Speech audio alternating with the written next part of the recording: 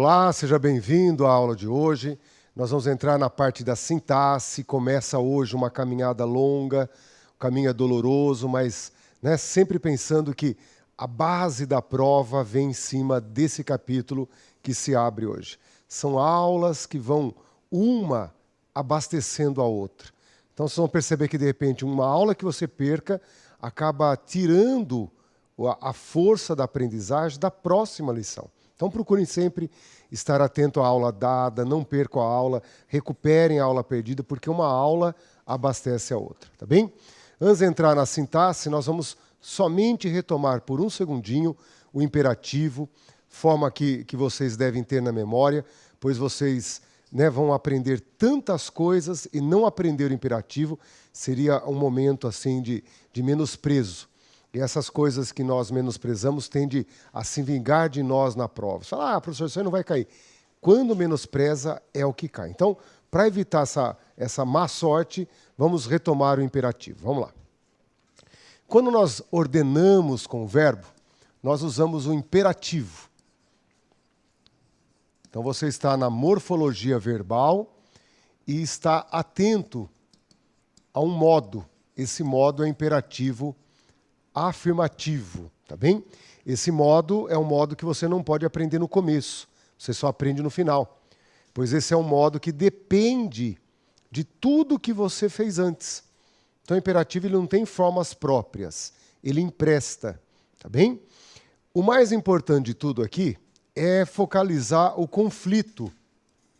Tu versus você.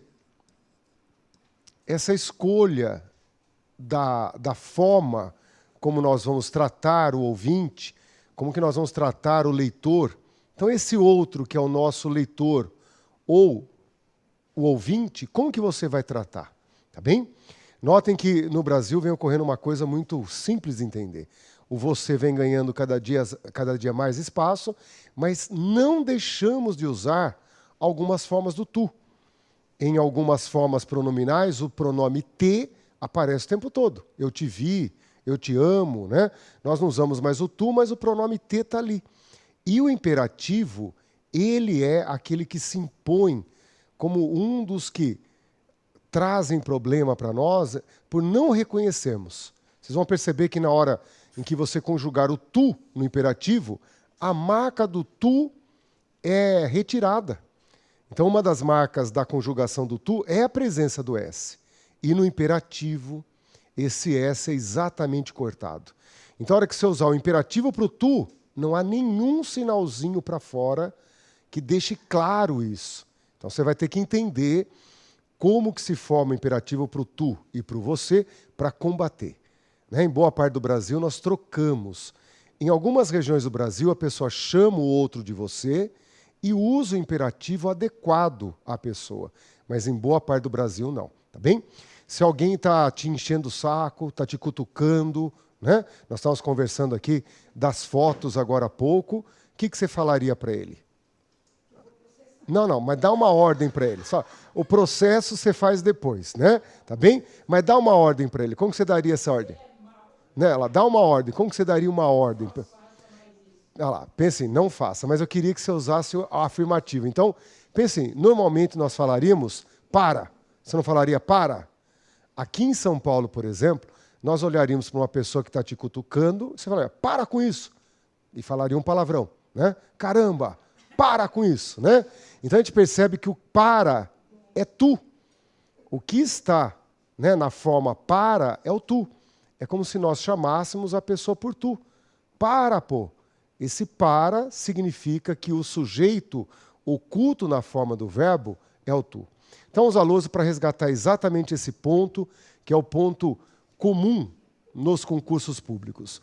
Quando você usa o imperativo afirmativo, pense que o tu, quando você for conjugar se usando do tu, ele sai do presente do indicativo. Você vai conjugar o tu, vai cortar o S, e o que resta é o que forma o imperativo para o tu. Você fala, professor, eu preciso conjugar o imperativo do tu. Antes você precisa passar por essa maquininha que forma a conjugação do imperativo do tu. Por isso que nós pegamos o verbo parar, eu paro, tu paras. Eu paro, tu paras.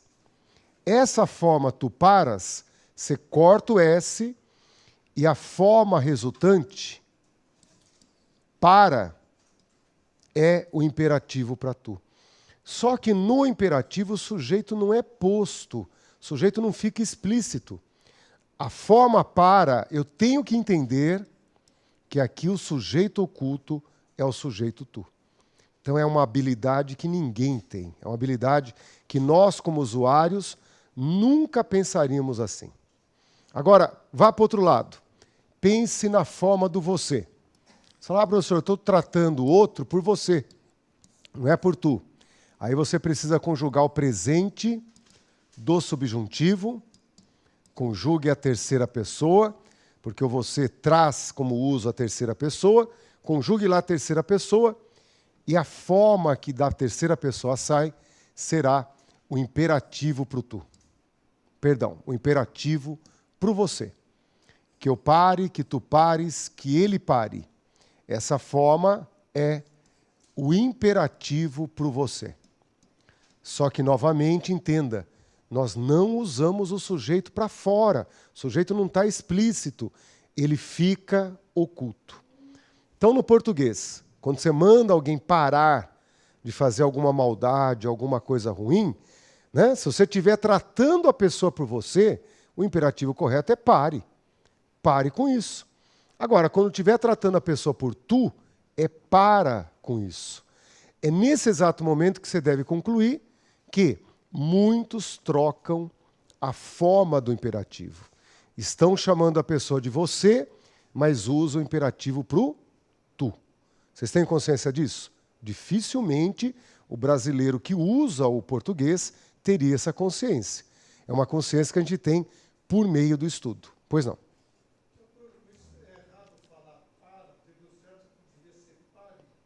Não, pensa assim. O para não é errado. Ele se torna errado quando você me chama, você aí, para já. É isso que não pode.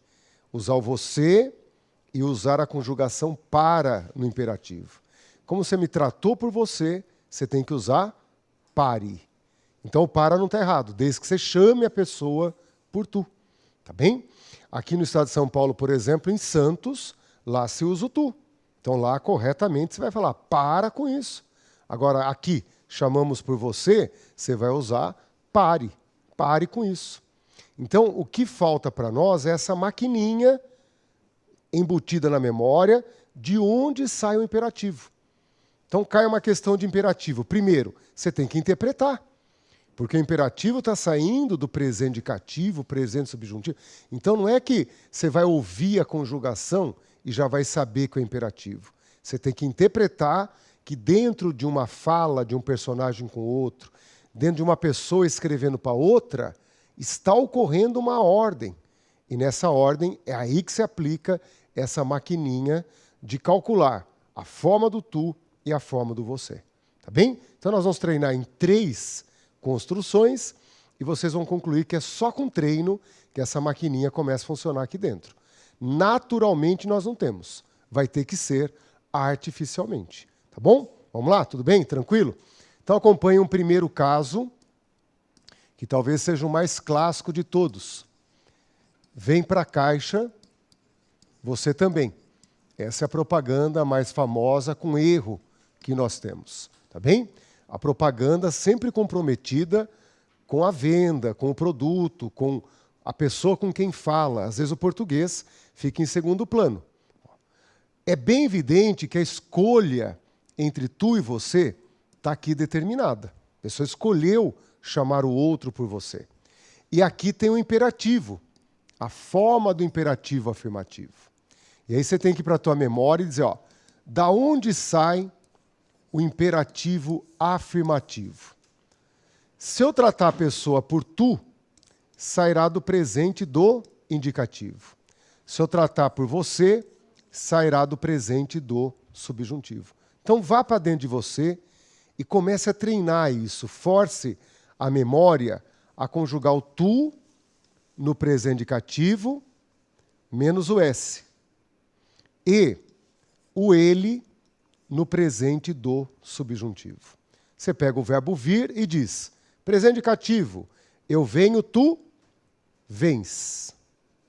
Você corta o S, a forma do imperativo será vem. A forma do imperativo é vem. No presente do subjuntivo, que eu venha, que tu venhas, que ele venha. A forma do imperativo é venha. Professor, qual que está correto? As duas são corretas. Tudo depende da forma de tratamento que você opta, ou por tu ou por você. Quando a propaganda escolheu você como forma de tratamento, não caberia a forma vem. Então, arrumar aqui, ó. Primeira forma de arrumar seria dando ao verbo a forma correspondente do venha. Então, arrumar aqui primeiro, ó. Então, uma forma de arrumar isso aqui é dizer venha para a caixa você também. Aí está perfeito. Venha para a caixa você também. Ou, isso que é importante entender, também está 100% correto, vem para a caixa tu também. Vem para a caixa tu também. Em Lisboa, né, ficaria uma propaganda agradável. Para nós, é bastante estranho dizer vem para a caixa tu também. Mas está notando? O que está em jogo aí é uniformidade. Ter na relação com o outro, com aquele que conversamos, uma uniformidade, uma única forma de tratamento. Ou trata por tu, ou trata por você. E a partir daí, formas verbais, formas pronominais têm um compromisso de ser uniforme, uma única forma. Tá bem? E aí, com o tempo, vocês vão entender que no idioma fica bem simbolizado o espírito brasileiro. O espírito brasileiro é carnavalizado.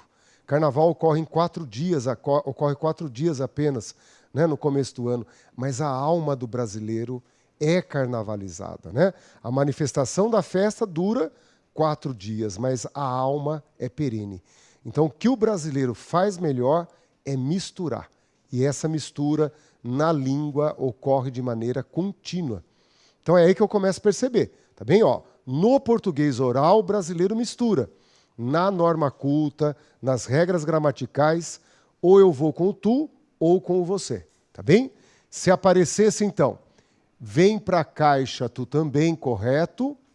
Venha para a caixa você também, correto. A mistura dos dois produz o erro, ok? Vamos a mais uma propaganda que talvez vocês se lembrem, né? Houve uma propaganda da Arósio. A Arósio, ela tem uma coisa muito diferente no rosto, além de uma beleza facial, aqueles olhos encantadores, né? Normalmente, quem tem olho castanho passa como normal. Quem tem um olho, né, que acaba sendo uma cor... Para minha tia, ela tem uma coisa estranha, que é um olho azul e um olho verde. Então, às vezes, né, ter essa coisa não gera tanta beleza como se fosse só verde ou só azul. Mas você olha no olho dela e fala, ué, né? São cores diferentes. Então, às vezes, né, a genética tem desses problemas.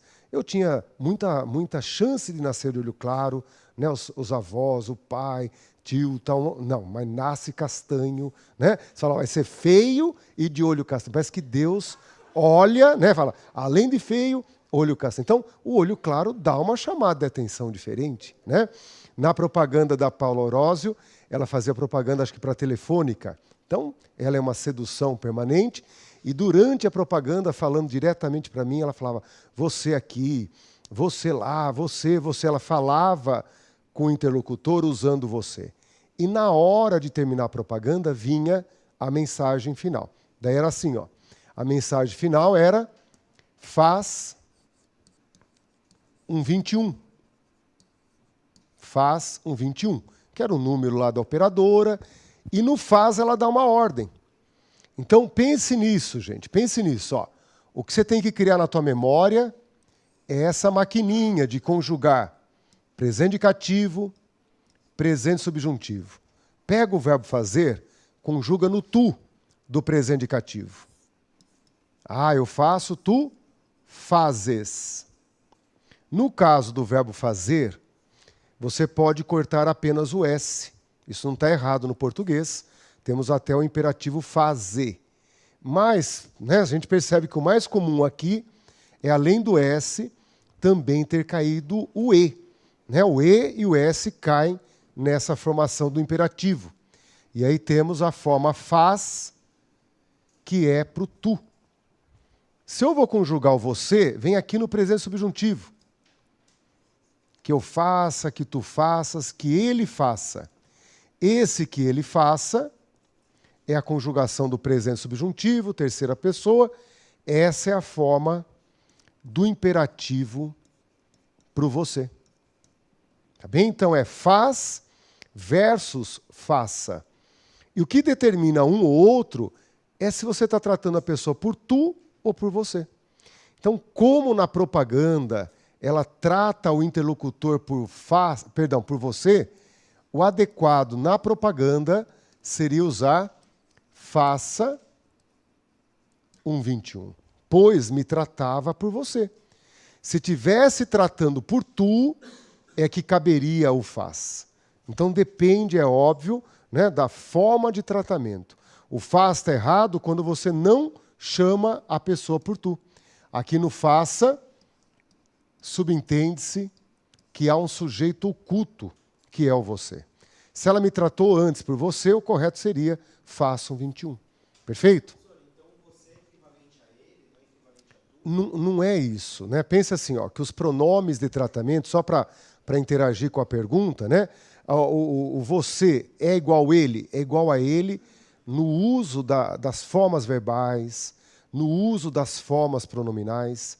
Pense assim, os pronomes de tratamento, quando nasceram, né, tentaram ser uma forma de elogiar alguma qualidade da pessoa. A santidade do Papa, a excelência de um presidente, de um governador. Em vez de você falar fulano, você fala da excelência do fulano. Então é como se você não estivesse falando com a pessoa, e sim com a qualidade da pessoa. Por isso que a concordância vai para a terceira pessoa. É com quem você está falando, mas a concordância se dá com a terceira pessoa.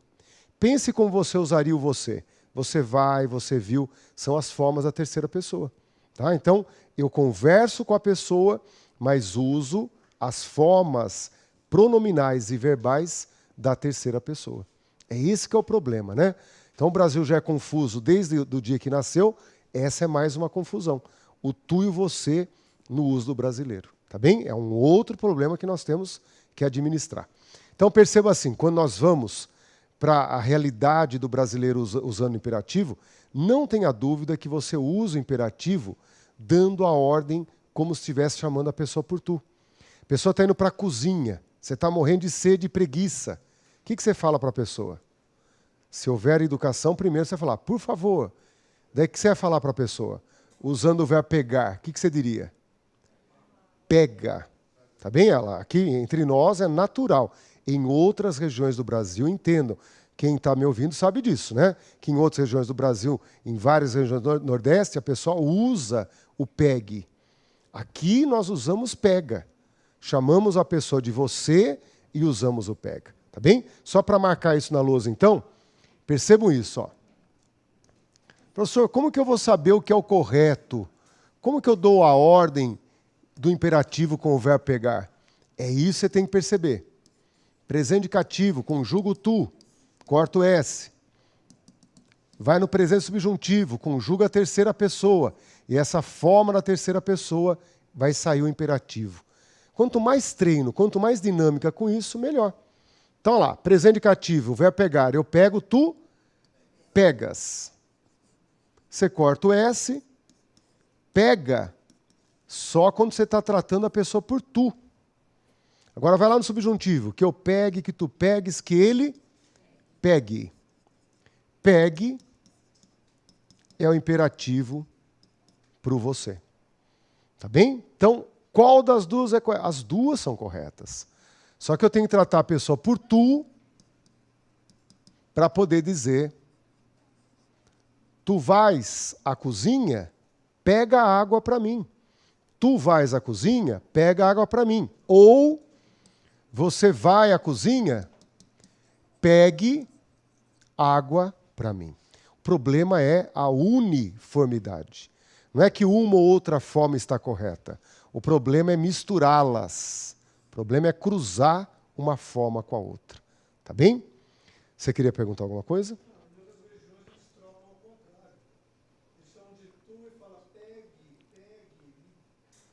Tem uma riqueza. Depende da região, há muitas variações. Tem região que fala você e usa o imperativo para você corretamente. Então, depende muito da região, há muitas variações. A gente tem o tu vivo ainda. O problema não é o tu e o você, o problema é cruzar as formas. Tá legal? Para exemplificar por fim, para você não esquecer nunca mais. Tá bom? Você está num dia ruim, as coisas só estão piorando, tá bem? Choveu muito, aqui em São Paulo a água empoça muito rapidamente, o desgraçado de um ônibus passa, te espirra água, né, num dia já gelado e com chuva. O que você faz para esse motorista que passou de ônibus, até passou mais perto do que precisava, só para dar aquela jogadinha de água em você? O que você fala para o cara? Olha lá, obrigado. Isso aí é o bom samaritano. Olha lá, ó. Você já me interpretou bem. Vai, né? Vai, tomando cuidado, ou, né? E você vai falar um palavrão, você não vai aguentar. Né? Ela vai tomando cuidado. Então, você vai falar um palavrão. Agora, você falaria vai ou vá? Ah, professor, tanto faz. A pessoa vai para o mesmo lugar. Não. Né? A diferença entre vai e vá é a forma de tratamento em relação ao uso do tu e do você. Então é isso que na prova cai tão discretamente, você fala, mas o que o cara está perguntando? O imperativo ele tem esse mistério, pois a forma do tu é discreta. Se eu não souber pôr essa maquininha para funcionar, eu não acerto. Então observe aqui, ó. Tá aí para você decidir o verbo ir. Presente indicativo, presente subjuntivo, no presente indicativo quarto tu, conjuga o tu, quarto s, presente subjuntivo, conjuga a terceira pessoa. Treinou uma, duas, na 10ª vez que você fizer isso, a maquininha começa a funcionar. Eu vou, tu vais, vai, você está tratando o motorista por tu. Tá bem? E que eu vá, que tu vás e que ele vás, que ele vá, a forma vá, você está tratando a pessoa por você. Ok? Eu sei que é palavrão, é baixaria, mas seria bacana você usar a norma culta também nessa hora do palavrão. Né? Você não podia fazer isso comigo. E daí, vá se tratar a pessoa por você ou vai se tratar por tu. Ok? Essa é uma coisa que você deve, então, treinar. Essa maquininha que está aqui na memória precisa se efetivar, precisa se manter viva. É a forma do imperativo. Tá bem? Volta um instantinho comigo para vocês perceberem. Recentemente, aqui em São Paulo, nós tivemos uma prova, né, de milhares de candidatos, mais de 200 mil candidatos, escrevente do tribunal. Está tendo várias provas para tribunal no Brasil afora, concursos saindo, uma fase boa para tribunal. E no TJ aqui de São Paulo, a VUNESP faz, e ela tem tradição em criar questões com imperativo. O que eu fiz? Eu reuni umas 10, 12 questões e expliquei isso. Então, um dos últimos materiais lá do blog, né, de trás para frente ali, você vai perceber que está logo no comecinho. Tem 1, 2, né, o terceiro ali você já vai encontrar, está lá imperativo. Ah, professor, eu queria encontrar isso. O material está pronto. Tem lá 12, 13 questões para você falar assim, ó, deixa eu ver como isso cai na prova. Estão notando? Acho que vocês devem ter a percepção clara que não dá para saber tudo, nem estudar tudo. Mas o imperativo tem tradição nas provas. Dependendo da banca, há uma tradição forte. Tem aquela coisa de estudar e treinar. E ter um material disponível. Né? Ah, professor, agora não vai dar tempo. Guarda esse material. Assim que eu for publicar uma obra, esses materiais vão sumir tudo. É o meu ganha-pão que eu estou fazendo lá aos pouquinhos. Vai chegar um dia, o professor falar, vou montar um livro. Eu não posso deixar lá. Senão a pessoa não compra o livro, né? É o leitinho das crianças, eu tenho que levar o pãozinho para os nenê lá. Então, é aquilo que você está percebendo. Guarda lá nos seus arquivos. Por quê? Num domingo de manhã, de verão, sol, vai que você acorda com vontade de imperativo. Estão notando? Ah, professor, não estudei porque não tinha material. Como isso? Material tem que estar lá pronto. Informação sobrando. O que não sobra é tempo, paciência. Mas a informação tem que estar lá. O dia que você está afim de estudar, o material tem que estar sobrando. Tá bom? Tá bem? Vamos à lousa, então. Nós vamos fechar a morfologia. Com a morfologia, nós vimos, por fim, a parte verbal. E agora nós vamos entrar no capítulo da sintaxe. Tá bem? Então você tem um grande capítulo chamado ortografia. Você tem um outro grande capítulo chamado morfologia. Tudo olhando para a palavra, olhando ainda para um horizonte dentro da língua, um horizonte muito pequeno. O foco está muito, né, a grafia correta da palavra, as flexões e usos da palavra. Então, ortografia e morfologia é o caminho que você tem que percorrer. Mas a grande lição da vida você vai tirar da sintaxe. É daí da sintaxe que nasce a grande maioria das questões. Tá bem? Então, teu futuro seja, professor, português, né? O que eu faço? Estuda a sintaxe radicalmente. Então, é aquela coisa bonita, porque a hora que começar a funcionar na tua cabeça, é uma lição ajudando a outra. É uma água que transborda aqui e cai na outra. É maravilhoso. Mas pode ocorrer o contrário também. A lição mal feita anterior compromete a posterior. Professor, não estou conseguindo analisar a concordância. Eu já sei. Você não estudou bem crase, não tem preposição na cabeça. É natural que a concordância não funcione bem. Então, são habilidades que uma vai depender da outra. Por quê? Vamos lá, perceba aqui. Ó. Sintaxe, gente. Sintaxe, se eu fosse traduzir em uma palavra, significaria vínculo. É a partir de agora que você vai pegar uma pecinha, uma palavra, o que era lá artigo, substantivo, adjetivo. Agora você vai pegar uma palavrinha do lado da outra e vai amarrar uma na outra.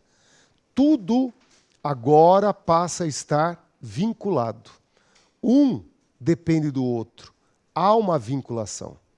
Só que eu não posso ser ingênuo que essa vinculação é, vamos dizer assim, comunista. Está todo mundo igual, todo mundo come igual, veste igual. Não. Essa vinculação tem uma enorme hierarquia. E não reconhecer essa hierarquia é um dos primeiros grandes erros. Tá bem? Notem que o estudo gramatical é o estudo da oração. Perfeito? Cada oração você tem que parar e analisar os vínculos mais importantes. Porque os menos importantes você não vai ter frutos, problemas. Os grandes elementos nascem nessas hierarquias principais. Então diga para você, ó, professor, eu vou analisar sempre a oração. O que não pode deixar de ter uma oração? O que é que tem em toda oração? Então essa é a palavra-chave. Tudo começará no verbo. Nessa hierarquia, qual que é o caput? Qual que é a cabeça? O verbo. Então, o verbo é aquela peça que você tem que encontrar por primeiro. Toda oração, obrigatoriamente, terá verbo. Pelo amor de Deus, encontre esse verbo. Os vínculos que o verbo vai criar são os mais potentes nessa hierarquização. Não tem uma hierarquia? Os vínculos que o verbo traz produzem a hierarquia vital para a nossa sobrevivência. Qual que é essa primeira hierarquia? Vamos lá. A primeira hierarquia que nós temos aí, primeiro vínculo importante, é a relação do verbo com o sujeito. Só que nessa relação há uma relação de mando. Se você disser assim, ó, professor, entre sujeito e verbo, quem manda e quem obedece? O que vocês diriam para mim? Quem manda, quem obedece ali? Se fosse uma relação entre marido e mulher, sujeito e verbo, você olha o casal assim e fala, oh, acho que quem que mandaria? Sujeito ou verbo? Sujeito, parabéns. Tanto que o verbo obedece o sujeito. Sacaram? É isso que eu tenho que entender. É uma vinculação com hierarquia. O sujeito bate no peito e fala, ó, quem manda aqui sou eu. Tá bem? Pelo menos ali ele manda. O verbo vai estabelecer um vínculo de concordância. Por sua vez, observem, você tem esse segundo vínculo muito importante, importantíssimo, do verbo com complemento. Já nessa hierarquia, quem manda é o verbo, óbvio. Né? Tanto que o outro lá se chama complemento. Nesse momento nasce a palavra regência. Ou seja, o verbo é que vai ter o governo. O verbo nessa vinculação é que manda. Então, bacana perceber que é tudo amarrado, mas amarrado com uma grandeza diferente. Perfeito? Volta um instantinho comigo. Vocês vão ver que nós vamos falar de muita coisa. E talvez nesse curso inteirinho eu não diga para vocês que os artigos serão classificados aqui como adjunta de nominal. Porque eu acho assim um desperdício enorme, tá bem? Vocês têm várias hierarquias. E entender que o artigo é uma pecinha que se vincula a um nome, a um substantivo, e será chamado de adjunta de nominal, é um ato burocrático. Você vai classificar para um domínio teórico. Ótimo. Se você achar que isso vai ser imprescindível, faça no momento posterior. Porque eu quero que você aprenda os vínculos do jogo. Não é só a teoria, a prática. Então, a cada oração tem concordância. Em vez de procurar adjunta de nominal, procura sujeito, pô. Porque o sujeito será a peça vital. E no sujeito, o núcleo do sujeito. Então, até na forma de você se comportar na análise, também tem uma hierarquia. Não é para sair que nem um ingênuo querendo classificar Deus e todo mundo. Não posso. Eu tenho que me responsabilizar pelas peças vitais. Né? Vão-se os anéis, ficam os dedos. É isso que eu tenho que pensar. Há coisas mais importantes. Tá bem? Então, há algumas coisas que você fala assim, mas o que será que é isso? Pense numa outra hora. Nessa primeira hora, nós temos que cumprir os elementos mais importantes. E vamos à lousa para rever, então. E esses elementos mais importantes estão na lousa. A relação do verbo com o sujeito e do verbo com o complemento. O único problema é que o capítulo da concordância é longo e é um capítulo egoísta. Tá bem? Volta um instante. Ó, por que egoísta? Porque você vai mergulhar na concordância e não vai aprender mais nada. Só concordância é o tema, né? E é um tema fechado em si mesmo. Ele não leva você a novos conhecimentos. Por isso que a concordância é um capítulo que a gente vai postergar. Amadureça mais, aprenda mais. É igual namorar pode. Casar, alguém aconselha você casar logo de cara? Não. Né? A pessoa fala, ó, namora mais um pouco. Os pais cientes falam, ó, será que é melhor companhia? Será que aquele cara presta para você? O namoro, né, é um teste, é uma permanência que você tem tempo de sobra. O casamento não, o casamento você... Né? Então nós temos na concordância um capítulo de casamento profundo. Você entra lá, difícil sair. Muitos compromissos, né, são gerados ali dentro. Quando nós vamos trabalhar a regência, além de um capítulo rico, ele se desdobra, né, e te leva a outros capítulos fundamentais. Então você vai alimentar-se pela regência para criar força, para depois entrar na concordância. Tá bem? Pela lógica, deveria entrar pela concordância, mas ela é uma parte muito exigente. Vocês têm que estar mais forte para suportar. Tá bem? Vamos pegar uma frase só para vocês sentirem as dores da concordância. Vamos lá. Se você pega uma frase como essa,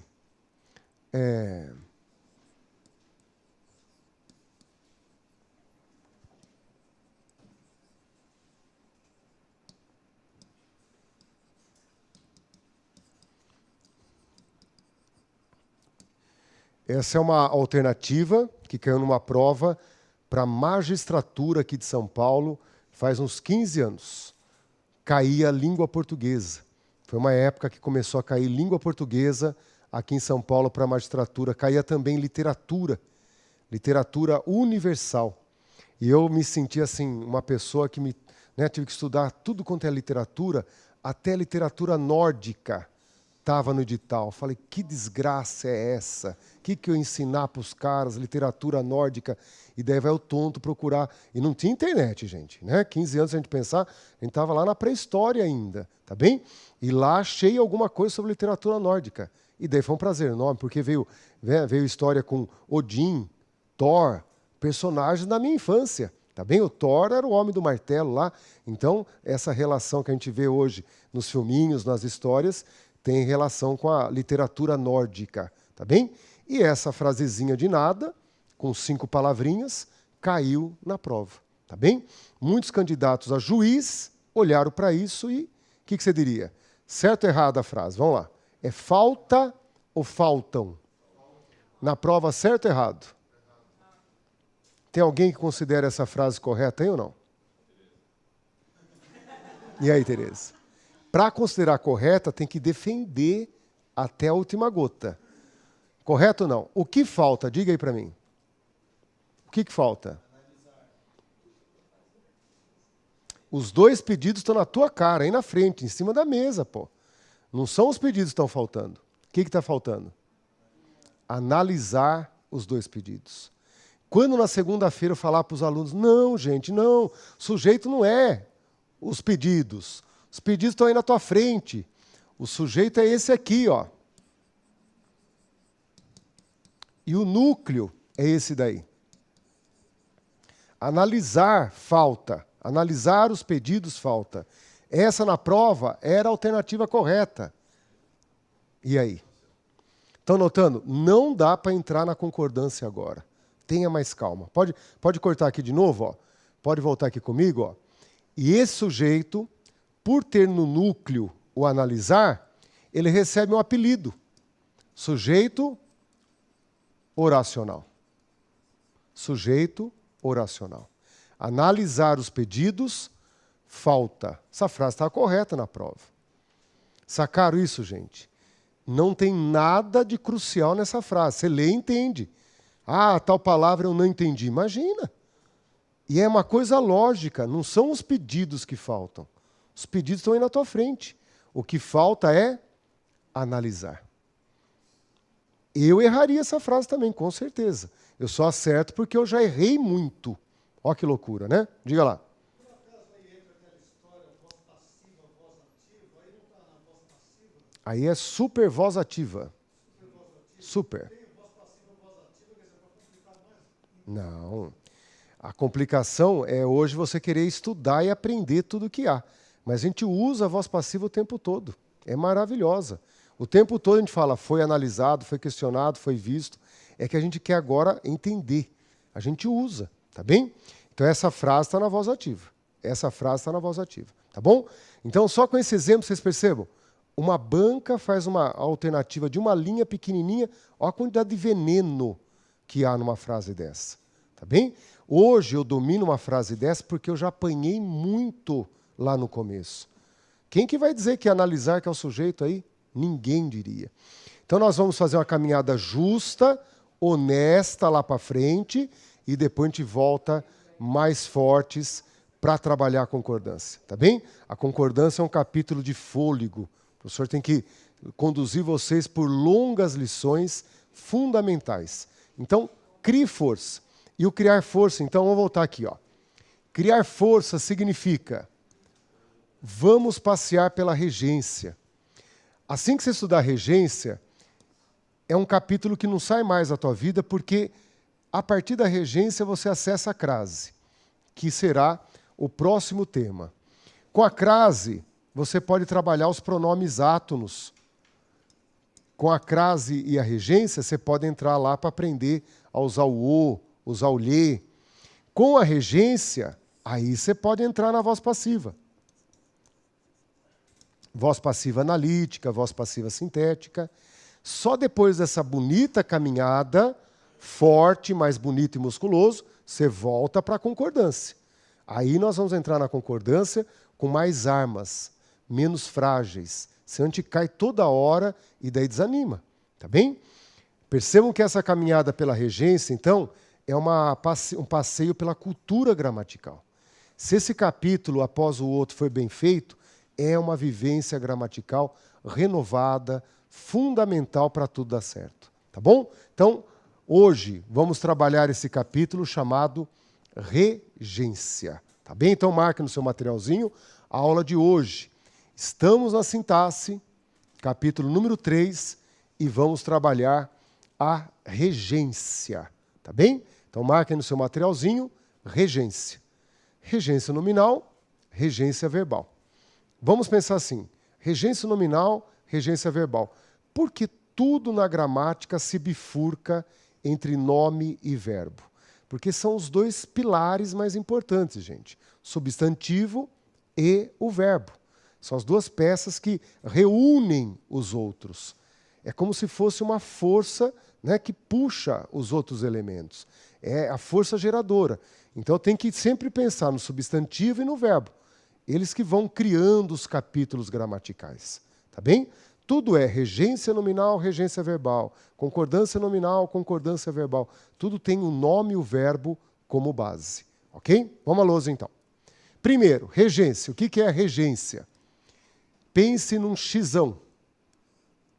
Pense num xizinho. Xizão mandará nesse xizinho. O xizão rege o xizinho. Esse que é a base, esse que manda, receberá o nome de regente. E aquele que recebe o mando é o regido. Na relação de regência, eu sempre tenho que ter uma relação entre quem manda e quem obedece. Quem rege e quem é regido. Por isso que quando o regente, quando o xizão for um substantivo ou um adjetivo, você está na regência nominal.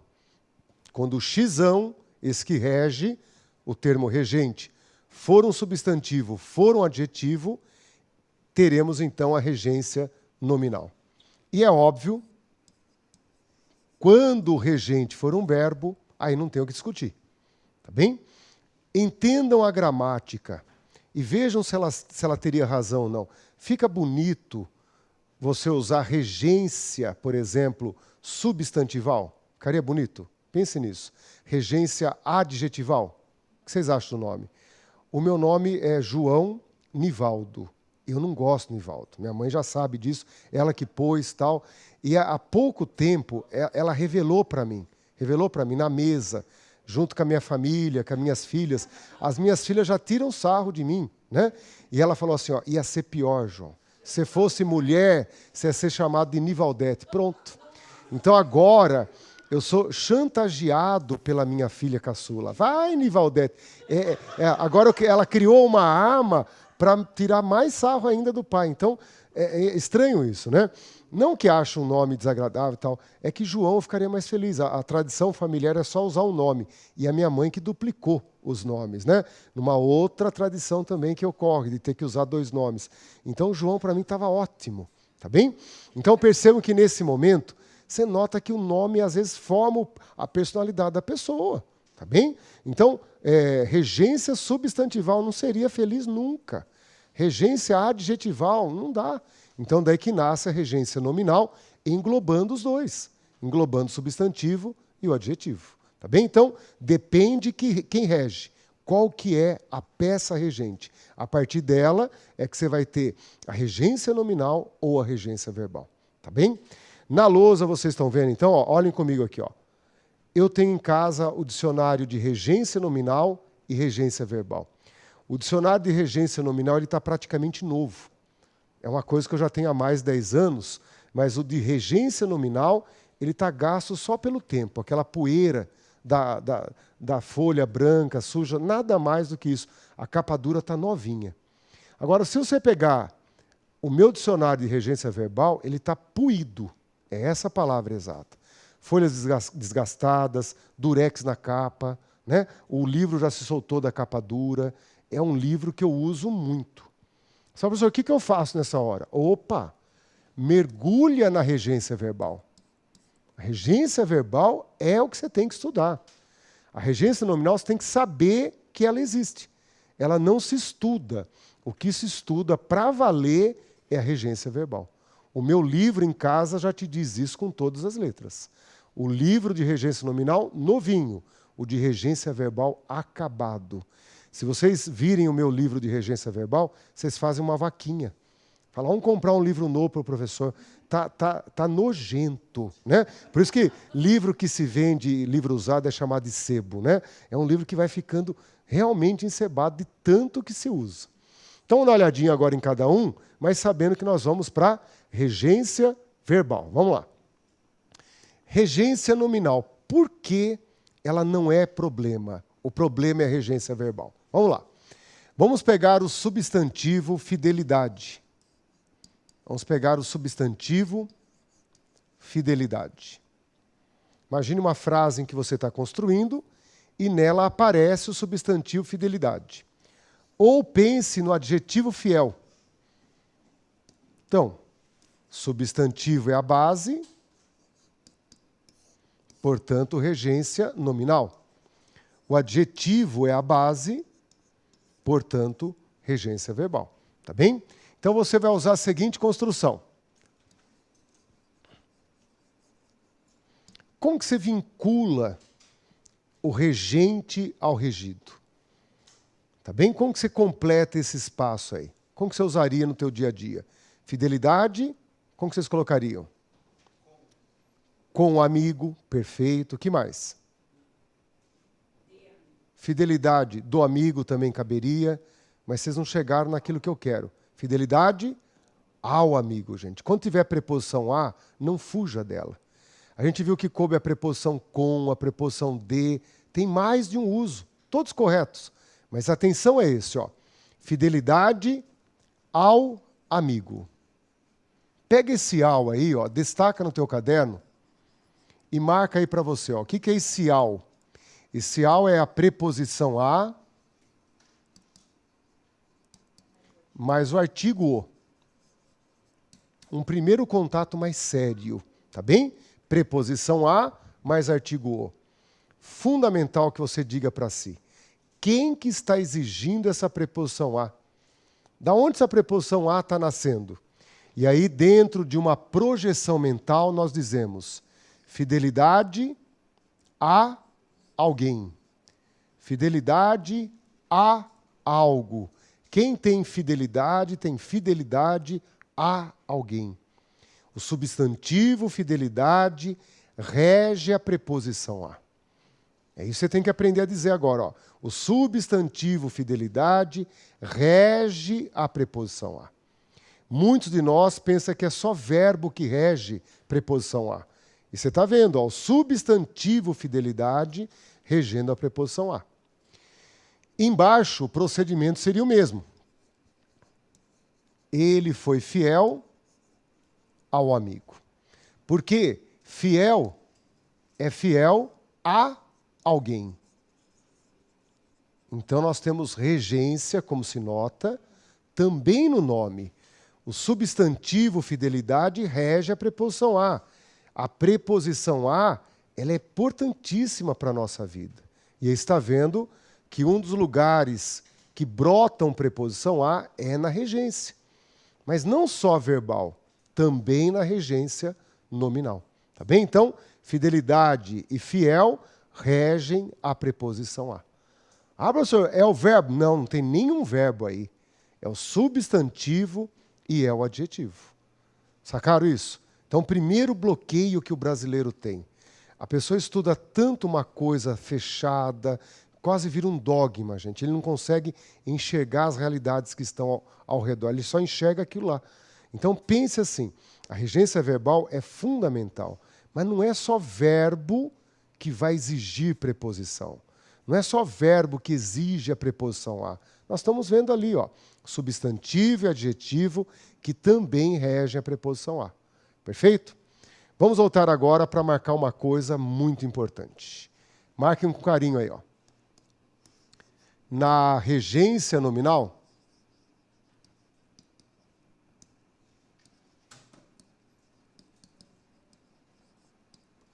sempre há a exigência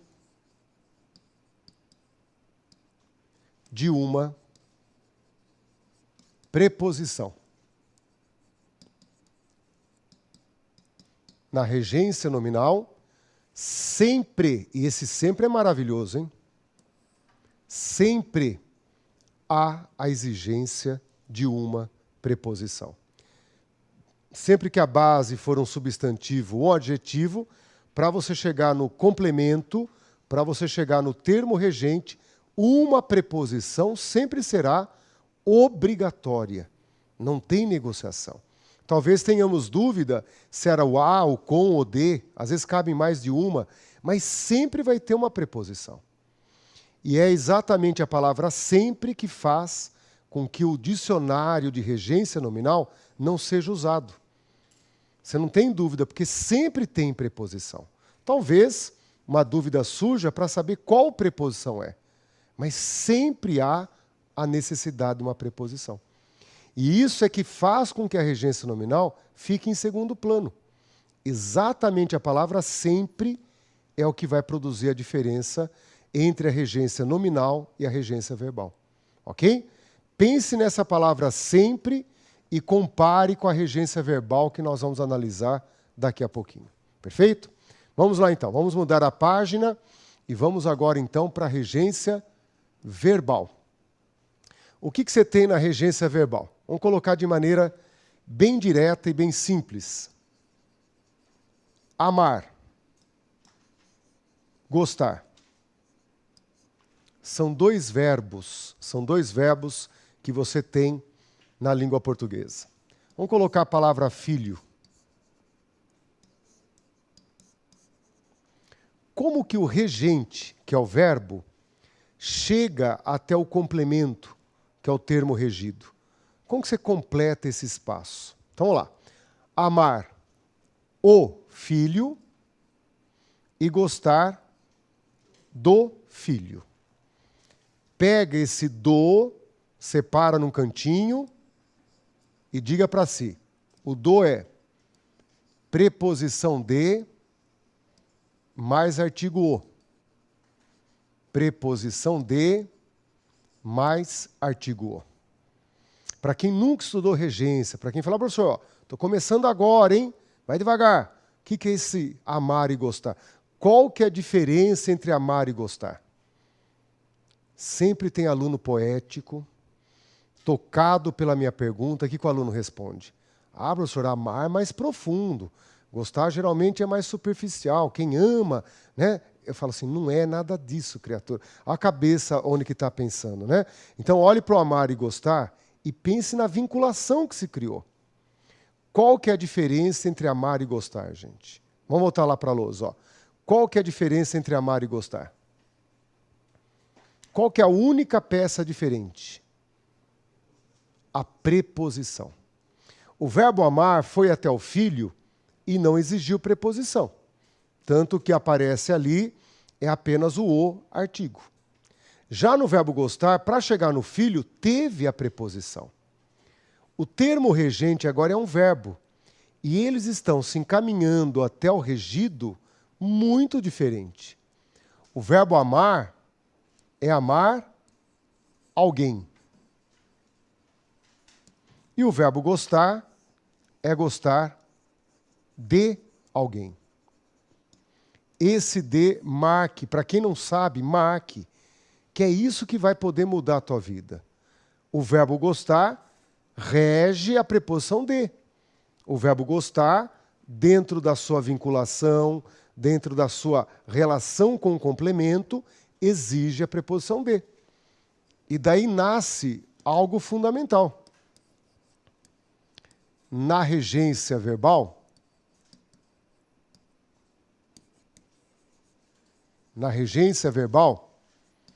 há verbos que exigem preposição. E há outros que não a exigem Na regência verbal, há verbos que exigem preposição e há outros verbos que não a exigem. E outros verbos que não exigem a preposição. É por isso que meu dicionário de regência verbal está detonado. Atrás de verbos que exigem, verbos que não exigem. Nem todos estão prontos na memória. Nem todos estão memorizados. É a partir daí que você busca esse fato como o grande elemento dentro da regência. Por que a regência verbal é importante? Por causa disso. Não é uma lição única, plana, lisa. Há verbos que exigem e outros que não. Há preposição. Tá legal? Então volta um instantinho comigo. Nós vamos passar agora de um bloco no outro. Eu já estourei o tempo, né? Então nós vamos fazer aquele corte de um bloco no outro. Na volta, essa imagem volta e o professor coloca uma frase para vocês refletirem um pouquinho. Tá bom? Em um segundo estamos de volta.